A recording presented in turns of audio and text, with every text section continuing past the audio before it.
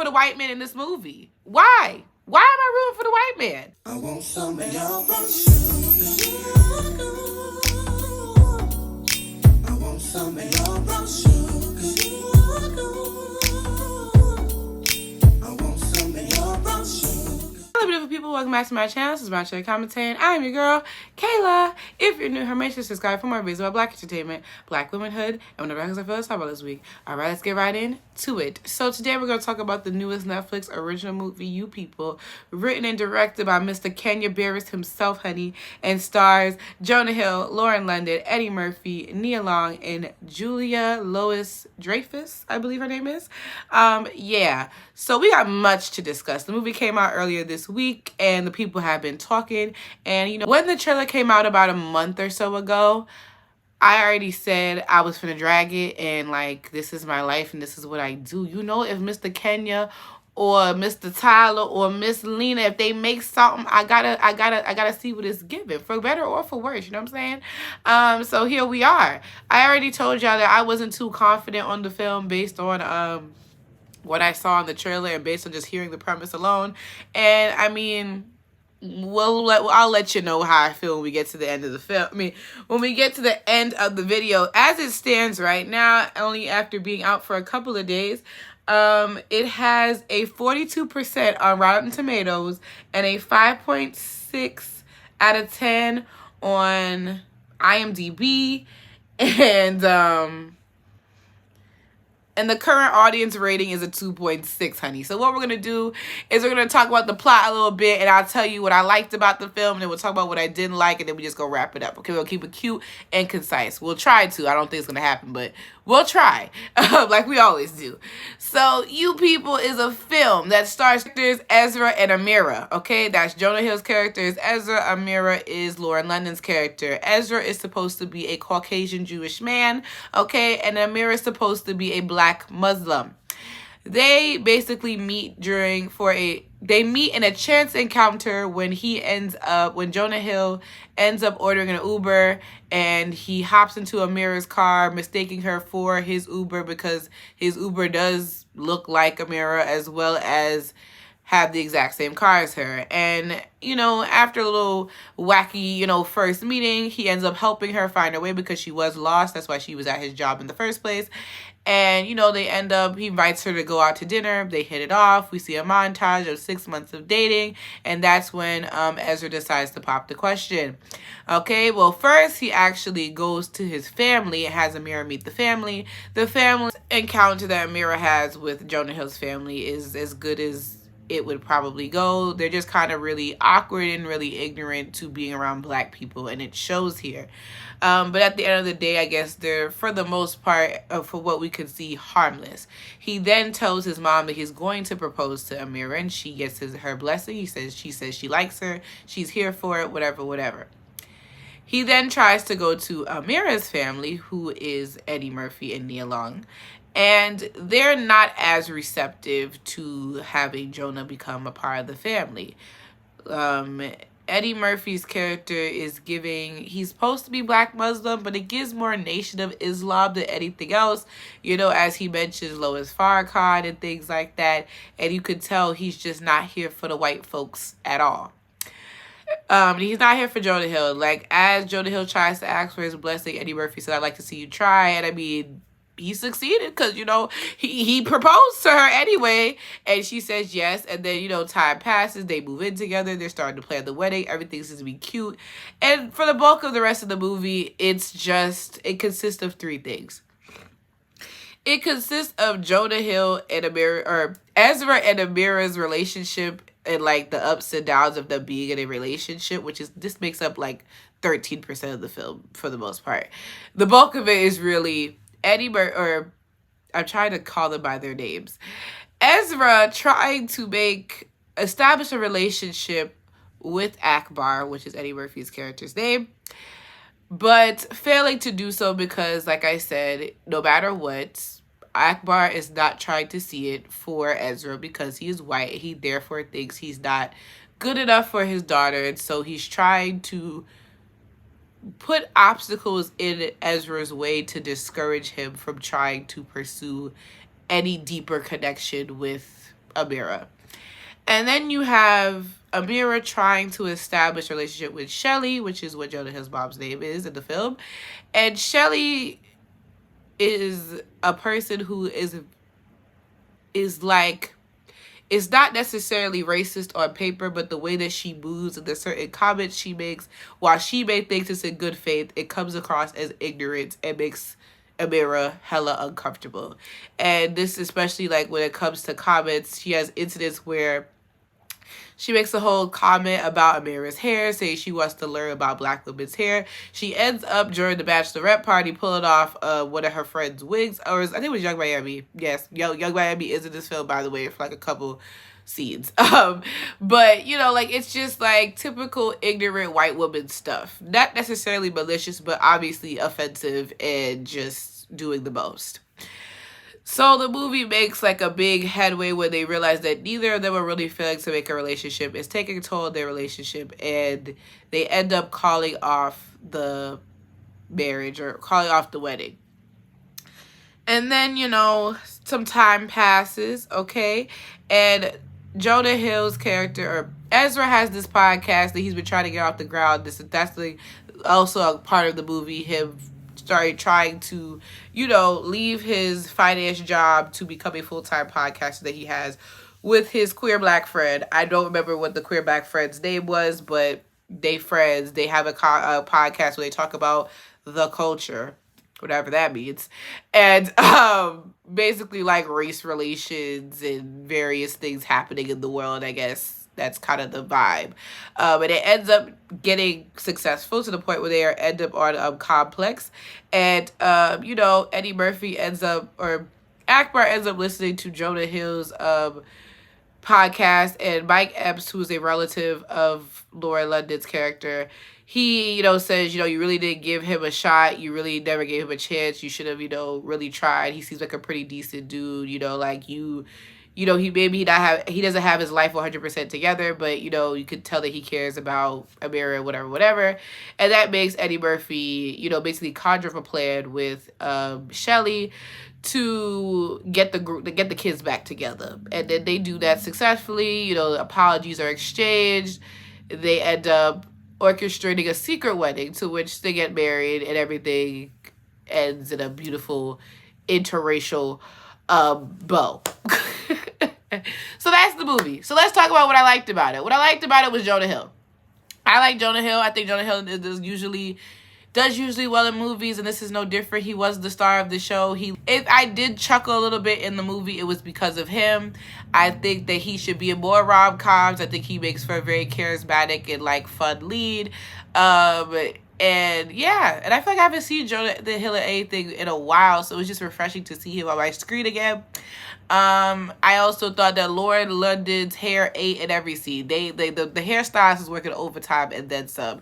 Okay, hairstyle changed every scene, and I lived for every single moment. Lauren London looked good as always. That's a beautiful, gorgeous woman. And the outfits gave as well. And yeah, that's what I think that the beginning parts of the movie where we were, you know, getting to know the two of them as a couple was really nice, and I really wish that we saw more of it, except more than the other stuff that we saw. And it's really unfortunate, because I do think there was something interesting about this pairing, not beyond the race stuff. You know what I'm saying? Like, if it was giving Hitch vibes, you know, like this dude who is with this girl that he thinks is out of his league, and like the ups and downs of that would have just been more interesting to me than the race stuff. I like, that's just me keeping it a buck. So I guess from Lala, Young Miami, and one of the twins from ATL, I want to say that's her. I don't know their names, but you know the twins. You know what I'm talking about. Which is like, oh, ATL reunion, kind of.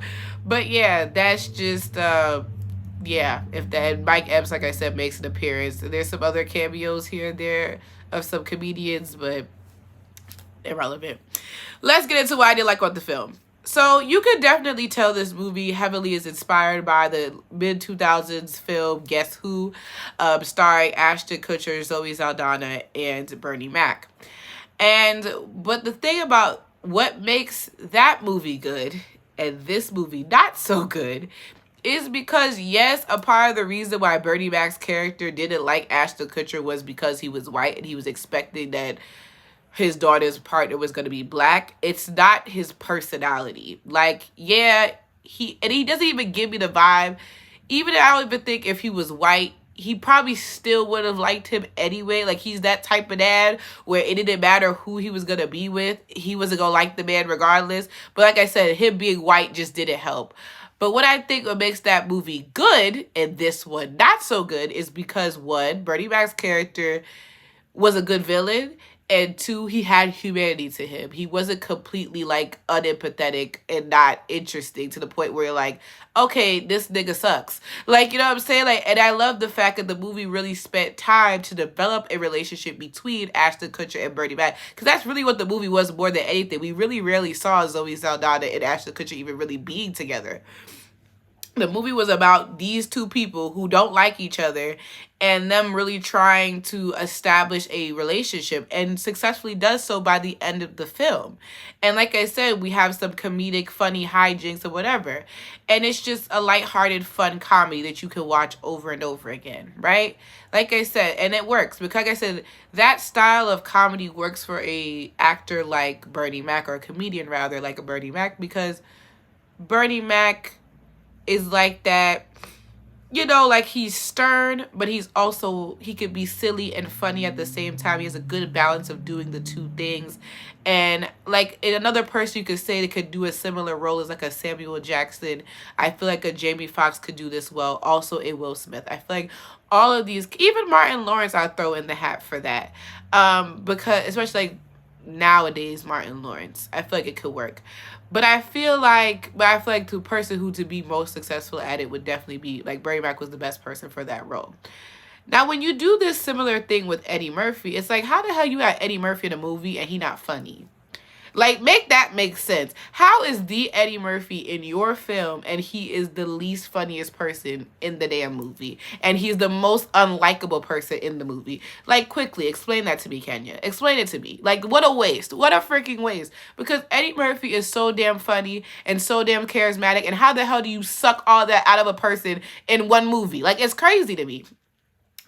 And it pissed me off because I'm like I said, it's not real. It makes the character so, it's like I said, the whole thing is that Eddie Murphy does not like Jonah Hill, but he has no reason to. And like I said, he's supposed to be this villain, but he's not even a good villain. Like I said, because Jonah Hill's character is so likable and charismatic and funny that, like, Eddie Murphy's antics are not even seem as laughable or interesting. It just comes across nasty and mean-spirited.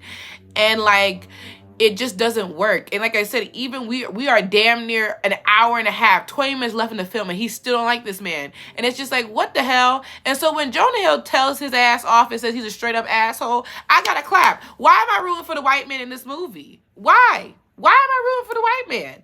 And it's just like I said, you have him be this super pro-black, black nationalist, Nation of Islam type person, and it just is not a good look on black Muslims, to be honest, in my opinion, because it makes people from the outside looking in think, you know, who are black people who practice Islam, that they're all like that. They're super, I hate white people, white devil, like that type of vibe. And then that's obviously not true. And especially because we seldomly see black Muslims in film, this was not the right way to introduce it. Like, why could he just be, especially because I don't think Eddie Murphy's even Muslim in real life. So, like, why make him this, like, he could have just been himself and that would have been fine enough. You know what I'm saying? Like, why?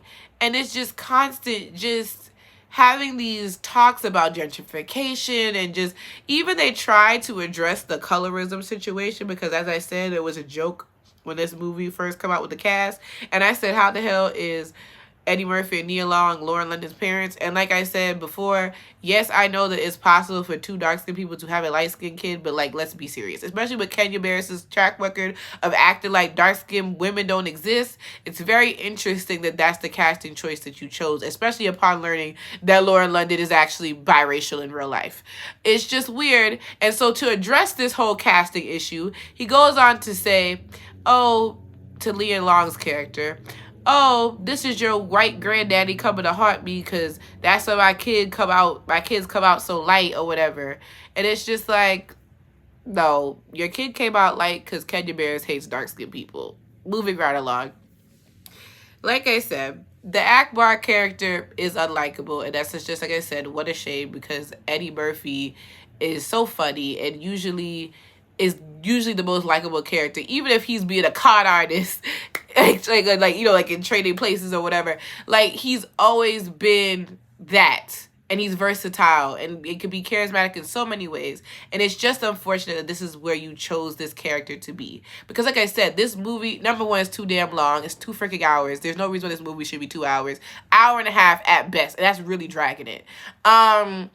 It's like, you could have did the same Guess Who approach where these are the, like, they said, look, you two got to get to know each other. Y'all gonna get locked down, hang out the whole time, and just call it a day. Too much moving parts going on, and just and none of the moving parts work. It's just we don't have time to focus on the one thing because we focused on everything. So that's number one. You made Eddie Murphy's character just the angry black man, and even if that wasn't the aim, that's exactly how he came across. Why? Number two, we could have focused. If we're gonna focus on what relationship we could have did more, we could have did Jonah Hill, Mama, and Amira more, because I feel like that's more so interesting to me, because it's something we don't really talk about, how a lot of white women just be ignorant and they think because they're not being quote unquote racist that they can't still be racist or still offend black people. That's way more interesting about it. It's something that we don't explore in film as often, because like I said, this whole shock value of, oh, these are two people in an interracial relationship, it doesn't hold weight, because this is 2023 where damn near everybody is in an interracial relationship. Like, that's just the vibe. So it's like, it's not taboo, it's not different, it's not whatever. Like, of course there are certain, race will always be a hot button issue in America because of all the stuff that be going on, and that white supremacy is still alive and well, and we have cops, and we have all these things that really just help fail to move the needle forward in terms of race relations. But despite that, like I said, interracial couples are alive and well. Look at the NBA babes. Like, look at them children, okay? They are alive and well, okay? So, like, this is not taboo. Like, it's not something crazy. It's not like when the original movie, Guess Who's Coming to Dinner with Sidney Poitier, came out. That's taboo, okay? Because look at the movie in black and white. That tells you how far back in time this movie was. That is a shocking thing for a white girl to bring no black man home in them times. Like I said, but, like, in 2023... not the most shocking thing in the world. Like, it's just not. And it's just like I said, all these conversations, especially for Jonah Hill to be this white man who is heavily invested in black culture and have a somewhat understanding of how black people are treated or whatever, it's just like, I don't care. Like, the podcast aspect of it was annoying. The conversations were dumb. Like, why are we talking about... what did they say? That the girl said that she thought that she'd be thinking that Barack Obama be gay a little bit. I know Barack Obama had watched this movie like, now why am I in it? Now why am I in it? Like, that's how the movie starts. So it's just like, you already know what it is. And then obviously for me, like, the writing and the dialogue just be annoying. It's just the same thing like that, like, Lena Waithe is like guilty of, and even Tyler Perry does this sometimes. But we try to just get buzzwords and conversations that we see on social media and try to put it in a movie, and it just doesn't work. It falls completely flat because nobody talks like this. Like, what? Like, I remember, like, in the beginning of the film where Jonah Hill's sister says to him that he's dressed like he's at Summer Jam. What person is talking like that? Especially a white person. Like, get serious. The other thing was when they were having the conversation of Jonah Hill acting like Views Drake. And, like, he needs to act like Certified Lover Boy Drake. And I'm like, who talks like this? Once again, nobody talks like this in real life. This is not a serious conversation. At all. So that's just that on that. I think this movie should have just been a rom-com about Lauren London and Jonah Hill. I think that because the reason why people say that their relationship is not believable is not because Lauren London looks the way she looks and Jonah Hill looks the way that he looks, because those couples exist, right? Like, we've seen it. Somebody said, like, I seen a couple in Brooklyn look like that the other day. Like, get serious. So that's not the case. And that's also kind of rude to Jonah Hill. I saw somewhere that Jonah Hill was saying that he wasn't doing press for this movie because he just didn't want to deal with those kind of conversations. And that really sucks. Because like I said, I like Jonah Hill. I think he's pretty cool. And I don't think Jonah Hill's ugly by any means. Like I said, it's very common for a woman to be, especially black women, to be with a man that's not deemed conventionally attractive. Like I said, a funny nigga will take you, a nigga or wigger will take you a long way in life. That's what you could be a solid 5. If you funny, you get bumped up to a 7, babes. Like, come on. Yeah, so I just think that's not the reason why this couple wasn't believable. It wasn't believable because the love story was not fleshed out enough. Like I said, we barely spent time with them as a couple. Like, yes, we see glimpses and moments of them being together and that they are in this happy lovey-dovey relationship, but like I can't really be fully invested because y'all breeze through the courting and the dating process. Like I said, we saw them have one dinner conversation and then you breeze through 6 months of a relationship. Now we're getting ready to get married. And like I said, the majority of them being engaged is them fighting all the time about their parents. Like, so it's just like, how am I supposed to believe that these two are in love? And I think they only kissed like twice. And somebody clocked that the last kiss was photoshopped or something, or edited, or whatever the case may be. However they do it, CGI, I don't know. But I'm just like, what is this about? Like, even the scene where they're supposed to be, like, having sex, like, it was so awkwardly done. And, like, it's just, like, it was done in such, like, a PG way. And I'm not saying they had to go full stars, full frontal, real nasty. Because Stars, if you know about Stars show, because I started watching BMF, that joke is giving porn. But, you know, I'm not saying you gotta get real raw and crazy, but this is still Netflix at the end of the day. But I'm just saying, there's no way for us to buy into this love story because we're so focused on other things. So that's what I'm saying. This movie has way too much moving parts and none of them work. And it makes for a very like lackluster film. And that's just my consensus on the thing. I think that either A, this movie should have been a rom-com, or B, I would even be more interested to see if, let's say, like Eddie Murphy's character and Jonah Hill daddy was like rivals or something and they end up dating. Like, I feel like a movie was like that. Like, there was a movie with like Chris Rock and like Adam Sandler that was like similar and like, or like something like that. Even like just now, I didn't know this, but Eddie Murphy and Martin Lawrence's kids are dating. And they recently were making a joke about if they get married, like who's gonna pay for who's gonna pay for the wedding. Like, I would love to see them two in a film together like that. Like, you know, like obviously not maybe in the, you can't like, you know, like it would have been funny to see like these two comedians and like I said, they're rivals and you know, like they kids is getting married and they hate each other or something like that. Like just some fun, good old nonsense, just fun time hijinks, you know what I'm saying? And the two of them are trying to sabotage the relationship and they end up teaming together and realize they actually like each other. You know what I'm saying? Something fun like that even. Like, you know, even if it was Eddie Murphy's character and Jonah Hill's mom, and they're like, you know what, we don't want our kids to be together, we hate it, let's team up together and just try to ruin this relationship.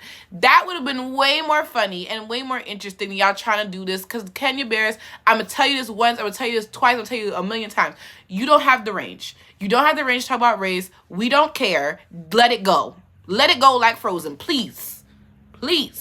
Okay? I'm tired of it. I'm tired of this. Like, you have this hyperfixation on interracial dating and mixed people. You need to go figure that out in therapy and stop showing it on my screen. Like, I'm tired of it because it never gives. It never, ever, ever gives. So you want to stop getting dragged? And he did make an appearance in the film for like 2 seconds. He did. Because, I mean, what's a movie that you... What's a movie that you make and you can't be in the film? You know what I'm saying? But that's irrelevant, actually. But, you know what I'm saying? Like, instead of you doing this nonsense and wasting everybody's time, you could have just made a far better film that just didn't have to focus on the race stuff. Because, like I said, it didn't give. It just made all the black people look angry and bitter, and the white people look ignorant. Like, nobody wins. Nobody wins. So a sympathetic character to me was the white man. And on Black History Month, even though the movie came out right before, but you know what you was doing. On the week of Black History Month, get serious. I need Kenya Barris to get serious and get serious quickly. Like, I promise you. And I'm going to drag it every time. That's why you want to keep making films like this, I'm going to drag it every time, babes. Okay? If I had to rank it, it'll probably get a 2 out of 5 for me. And like I said, them two, the 1 point is for Jonah Hill, and the other point is for Laura Linda's hairstyles. That's it. This movie should have left in the drafts, babes. Should have left it in the mother effing drafts. All right? But those are all my thoughts on Netflix's You People. Y'all let me know if you watched the film. Will you be watching if you haven't? What did you like about it? What you didn't like about it? You know, all that good stuff. Leave it down in the comments. Thank you guys so much for watching. I'll definitely see y'all in my next video. Peace out, y'all.